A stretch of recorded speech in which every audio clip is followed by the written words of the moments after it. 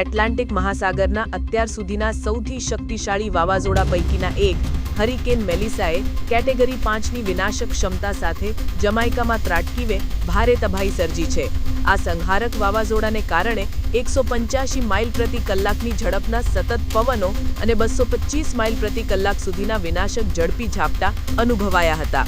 આ ધીમી ગતિના વાવાઝોડાને લીધે ટાપુ પર મોટા પાયે પૂરની સ્થિતિ સર્જાઈ છે, વીજળી ગુલ થઈ ગઈ છે અને દવાખાનાઓ સહિતના માળખાકીય ઢાંચાને ભારે નુકસાન થયું છે। હજારો રહીશોને સુરક્ષિત આશ્રય સ્થાનોમાં ખસેડવામાં આવ્યા છે।